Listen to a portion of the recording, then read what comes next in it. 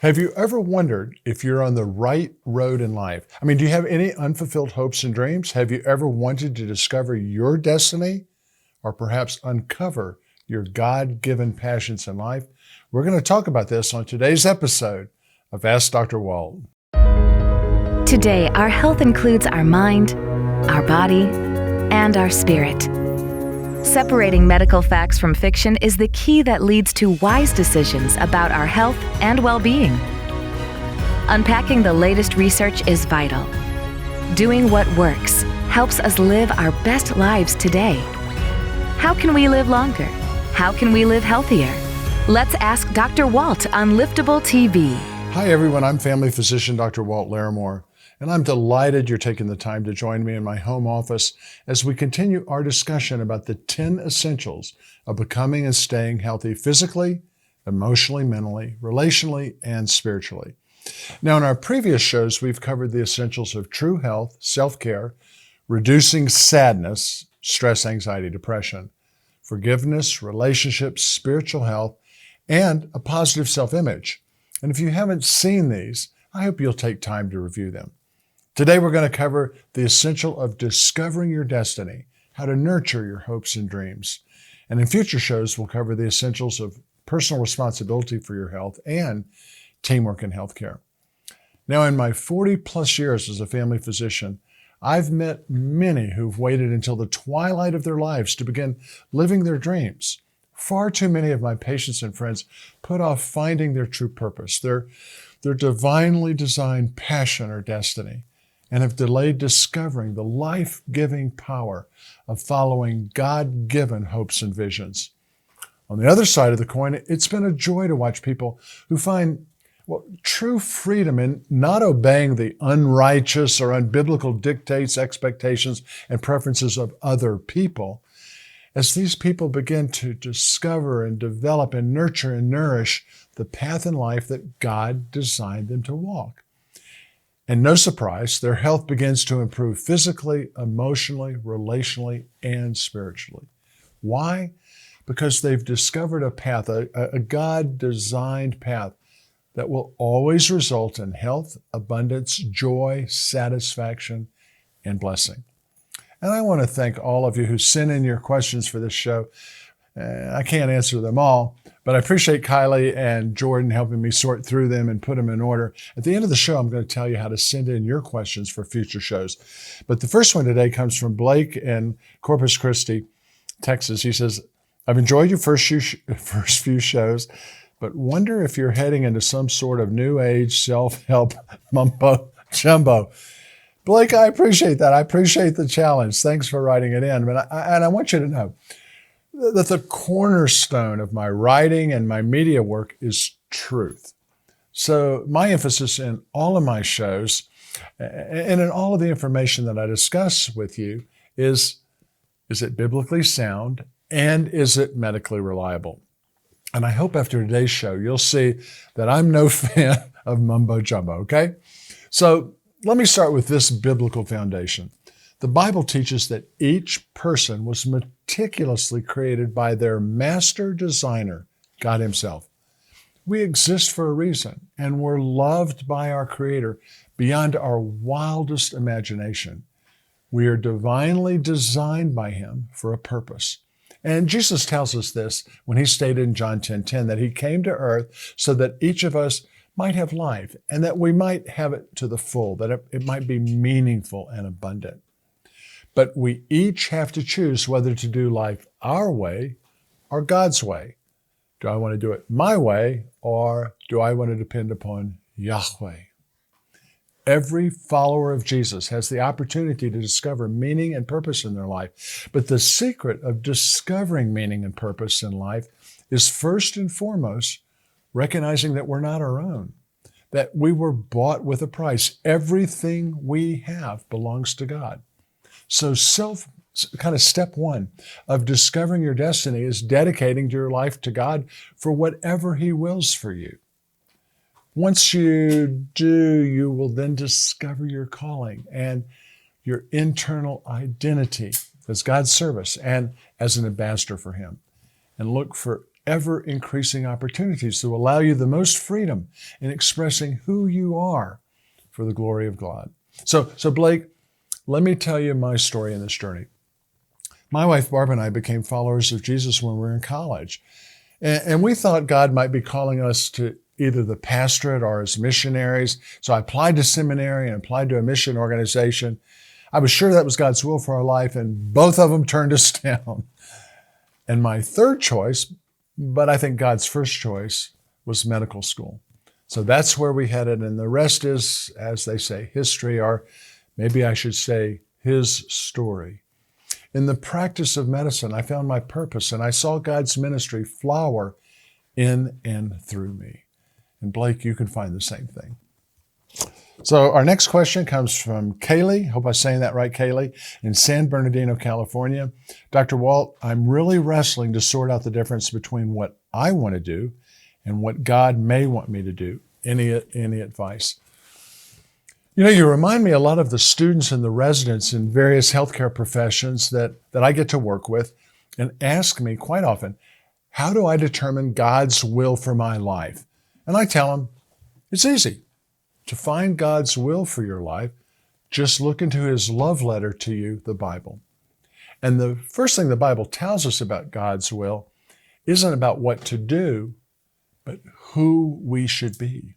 In fact, in 1 Thessalonians, Paul tells us that it's God's will that we should be sanctified, which means it's His will that we're to live according to God's design and God's purpose, remembering that we have been set apart to God for His purposes. And that's what sanctification means. Now, theologians for centuries have told us that the chief end of God's people, the chief purpose for God's people, is that we're to glorify Him and we're to enjoy Him. We're to have an enjoyable relationship with Him forever. So when it comes to your destiny and your legacy, God appears to care far more about who you are than what you do, who you are becoming, and rather than what you are or what you're trying to do for Him. You absolutely cannot do without the who. And Jesus said in John 15:5, apart from me, you can do some things, you can do a few things. No, Jesus said, apart from me, you can do nothing. That's like a zero with a rim kicked off. You can do no thing apart from Him. And He adds this in John 15:9, that even the Son, speaking of Himself, He said, the Son can do nothing by Himself. He can only do what He sees His Father doing. So Kaylee, step one in finding God's will, God's design, God's purpose, is just to dedicate yourself to Him. In fact, in Matthew 6:33, Jesus said it this way, seek first God's kingdom. Seek first His righteousness. And then everything else, all these other things, will be given to you as well. So it's who you are before what you do. And then the critical second step is what should you do day to day, which I think is what you were writing in to ask about. And I want to emphasize that it's not wrestling. My tongue got over my eye teeth and I couldn't see what I was going to say. So it's not wrestling with what to wear or what to eat or what profession to pursue. What is the second step? God tells us in 1 Thessalonians chapter 5, verse 16 and 18, where Paul writes this, rejoice always, pray without ceasing. In everything, give thanks, for this is the will of God in Christ Jesus for you. In other words, each morning and throughout each day, listen to and talk to Jesus. If we want our lives to be infused with satisfaction, meaning, purpose, hope, and joy, the Bible tells us that it can only happen by knowing God personally and choosing to serve Him and please Him every day. So I think of it this way. The practice of seeking first the kingdom of God is simply being on the lookout for what God is already showing you every day in the midst of your daily routines. In contrast, choosing to live outside of the purpose for which we were created inevitably results in a lack of wholeness, a shortage of passion, a deficiency of blessedness. And kind of a deep dissatisfaction. If I was going to put it simply, it results in dis-ease. For example, choosing to eat the wrong thing could cause death. Just ask Adam and Eve. And in his letter to the Christians in Rome, the Apostle Paul wrote, I urge you, brothers and sisters, in view of God's mercy, to offer your bodies as a living sacrifice, holy and pleasing to God. This is your true and proper worship. Do not conform to the pattern of this world, but be transformed by the renewing of your mind. The Greek word translated as conform means to be molded by external forces. The word for world refers to the worldly system or values that is opposed to biblical teaching. So as followers of Jesus, we're not to be pressured into, or we're not to be pushed along by unbiblical beliefs. And then the Greek word translated transformed, which is the root word for our word metamorphosis, means to be changed from the inside out. So Paul is telling us believers and calling us believers to a radical change at the deepest level of our hearts and our minds, to be transformed into people who live out a genuinely biblical worldview. Kaylee, this is God's will for each of us who follow him. Let's go to our next question. I'm getting kind of preachy, aren't I? Let's go on. So this is from Brianna in Lincoln, Nebraska. She writes, Dr. Walt, I feel like I'm wandering in life. I finished school at the University of Nebraska, but I'm still confused about my purpose in life. I feel like I'm drifting. Brianna, the treatment for the dis-ease of not knowing your purpose or destiny has two components. The first element we've talked about is coming to know God and developing a vibrant personal relationship with him. And the second then involves living out our God-given hopes and dreams in the context of our Creator's purpose for our lives. In his book, The Power of Purpose, Richard Leder writes, purpose is not a thing. It's never a static condition we can preserve. Purpose is a continuous activity. Questions we ask over and over again. It's a process we live every day. It's a process for listening and shaping our life stories. So not only is finding life's story a key to achieving a high degree of health, but also discovering your role in God's story is critical as well. And I've often recommended to folks, and even write a prescription for my patients, for my friend Kurt Bruner's book, The Divine Drama, Discovering Your Part in God's Story. I have found it challenging to work with patients, students, residents, and colleagues who claim to have a personal relationship with God, yet who still wonder, what's my purpose? Why am I here? Where do I find true joy and satisfaction? And most of these men and women believe God created them and loves them, yet they sense they just haven't quite uncovered God's plan for their lives. And they sense they're not quite at the center of his will. And most of these folks seem to feel there's more to life than what they're experiencing. They wish they could be doing something else. Most don't feel significant or fulfilled. They're not at ease. They don't feel whole. They're not experiencing blessedness. They are not at ease. They are dis-eased. So what do I prescribe if that's you, if you're in that quandary? 3 simple words. Uncover your passion. Begin the prayerful process of determining God's personal plan for your life and act to live it out with gusto. And how? I'd like to prescribe for you, Brianna, studying the book Discover Your Destiny by my dear friends Bill and Kathy Pill. It's an older book, but it's a gem, and it's one that touched my and Barb's life journey, and I hope it will for you also. Let's see. Next up, Christopher. With a K, you would say Christopher. Christopher in Fort Wayne, Indiana. I have a sense of the direction God wants me to go, but quite frankly, it's awfully scary. I'm not sure of the first step. Christopher, let me reassure you, you are not alone. I've noticed that many people have kind of an inborn wariness of their own hopes and dreams. It's as though they believe their Creator could not possibly want them to see the dreams that He has planted in them, to see them come true. Like some of the folks we've talked about in our last program on self-image, they simply do not see themselves as God sees them. And as a result, by not pursuing their God-given hopes and dreams, they forfeit many of the blessings and the deep, deep fulfillment that God longs to give you. So here's my prescription for any of you who are wrestling with this, and I bet it's a bunch of you. Take the time to consider the following. Do I believe God created me uniquely and has a plan for my life? Do I believe I'm in the center of God's plan for my life? Do I experience joy and satisfaction in my life and work? Do I have a sense of partnering with God to bring Him glory and to serve others? And just honestly meditate on those.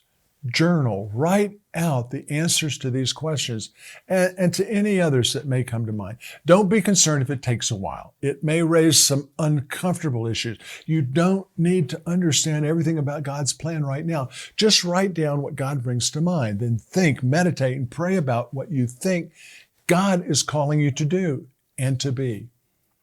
Mark Batterson wrote a book titled Chase the Lion. If your dream doesn't scare you, it's too small.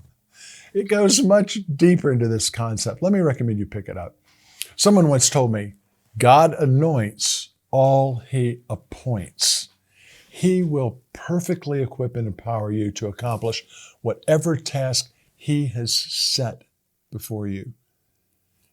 All we need to do is find out what God's calling us to do, and then don't be scared of His call. Be scared not to answer it. We must do whatever God says to experience what He intends. For where God guides, He provides. And if you're like me, you don't want to be God not guided and God not provided for. You want to be God guided and God provided for. I know I do. So let's go to our next question. Derek, I think I'm getting too preachy. I'll back away from the preaching. Y'all forgive me for that. So this one comes from Brody in Tucson, Arizona. Dr. Walt, what do you mean by God-given passion? Great question, Brody. Finding your God-given passion, living out your hopes and dreams, the ones that God provides you, is simply becoming what your Creator created you to become. God doesn't want you to be miserable. Rather, He wants you to experience joy and peace as you do the things He created you to accomplish. And many people think seeking God's will requires them to give up all their dreams and pleasures. In fact, nothing could be unhealthier or more unbiblical. Men and women who live their lives strictly in accordance with their own selfish desires are not becoming healthy people. They will always have disease. And those who just simply seek God's assistance in fulfilling their own agendas will not find true purpose or enjoy high degrees of health. Even those who do what they were created to do, but do it for selfish reasons, for their own benefit, for their own glory, cannot become highly healthy people who experience lasting satisfaction. That's a new word, Jordan. Who experience lasting satisfaction. I think of it this way. It's only those who do what they were created to do in right relationship with their Creator and with the right motives to glorify and please God while serving Him and others who have the opportunity to become highly healthy. I hope that makes sense. Our next question comes from Cora in Hialeah, Florida. She says, I'd absolutely love to discover my destiny. Well, Corey, you're not asking, but I assume you want to know how you can discover your destiny, your Creator's purpose for you. How do you get in touch with your God-given hopes and dreams? Perhaps you've left them aside or abandoned them somewhere along life's paths. And how do you nurture them back to life? Well, assuming that you're following the path I've already outlined, I'd suggest you recognize, name, and then follow your personal and God-created passion. Passion is doing something not just because you like doing it, but because it will make a difference in the world in the long term. Frederick Buechner said it this way: the place God calls you is a place where your deep gladness and the world's deep hunger meet. Just doing what you like because it provides personal satisfaction will eventually become dull. I mean, there's only so many ways in which you can get satisfaction doing something for yourself. Passion is such a powerful word, especially considering its root origin relating to suffering, as in the passion of Christ. When I ask you to identify what you're passionate about, I also want you to stop and think about, what is it that's so important to you that you're willing to suffer for it? You're willing to sacrifice for it. Walking in your God-given, divinely designed passion, there'll be no limit to the number of ways in which true, heart-filled satisfaction will come to you. Your God-created passion is not simply something you do, it's something you can't not do, and something for which you're willing to both sacrifice and suffer, like one of our earlier questioners. Our next question comes from Tom in Riverside, California. Tom says, I sense God directing me a particular direction. I'm a bit nervous about heading that way, but also scared a bit about not to. Any advice? Well, Tom, it kind of relates to our last question. Let me explain it this way. I define passion as a God-given, deep-seated longing for something, a divinely directed capacity to feel so deeply drawn to doing something that it becomes a source of power and momentum. And I think this type of passion is a persistent and powerful guide toward our God-ordained destiny. Now, you can suppress it, but that takes energy. And suppressing it causes physical, emotional, relational, and spiritual harm. Because a life-directing passion is placed in each person by God, failing to move towards fulfilling this inner desire can only result in dissatisfaction, discontentment, and displeasure. That famous inventor Thomas Edison wrote, if we did all the things we're capable of doing, we would literally astound ourselves. And I'd alter his words a bit to say, if we all did what we were called by God to do, we would live astounding lives. Here are some journaling suggestions for you, Tom, and today's prescriptions for you all. First, take time to list your passions in your journal. What is it you long to do? What are your deepest desires? And then, write down the things that you perceive that are keeping you from following your God-given passion. List every obstacle you can imagine. And then, what would it take to follow your passion? What support do you need? What support do you have?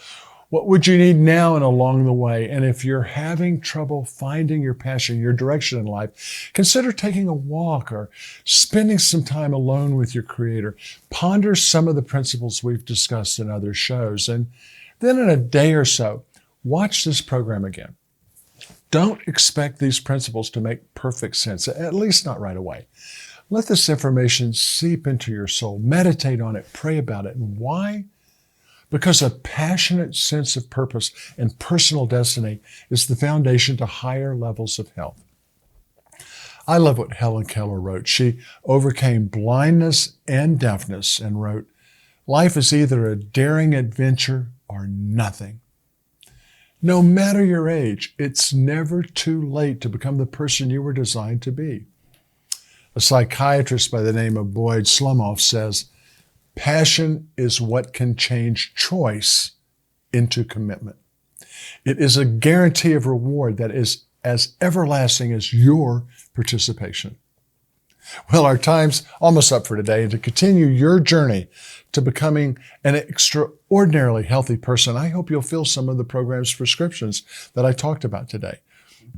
And if you'd like more information on this particular essential, you may be interested in two of my best-selling books. The first, Fit Over 50, actually good for any adults of any age. And the second one is 10 Essentials of Happy, Healthy People. You can find these at drwalt.com, drwalt.com. Just click on the tab that says books. And by the way, Also at drwalt.com, you can sign up for both of my daily blogs. One is medical news you can use, and then a twice daily biblical devotion called Morning Glory, Evening Grace. They're free, don't cost anything. Well, now we've completed 8 of our 10 programs on the essentials of highly healthy people. And what we've covered so far has involved you working kind of with and on yourself. But in our next 2 programs, we're going to shift gears a bit. Although there's much you can do to improve your personal health, it should be obvious that you also need the expertise of healthcare professionals, what I call a winning healthcare team. So in the next 2 episodes of Ask Dr. Walt, we'll address how you can customize your healthcare plan by becoming your own healthcare quarterback and teaming up with the best health professionals you can find. So I'd love to hear from you. What questions do you have about becoming your own healthcare quarterback or advocate? What thoughts do you have about taking personal responsibility for your health? What questions do you have about other types of healthcare professionals? Well, just email those questions to me at drwalt@liftable.tv. That's drwalt@liftable.tv. And by the way, send in any other general health questions you have. We'll gather those together for future programs. So until our next visit, dear friends, I pray that you may enjoy good health and that all may go well with you, even as your soul is getting along well. I'm Dr. Walt Larimore, and I look forward to seeing you for our next episode of Ask Dr. Walt.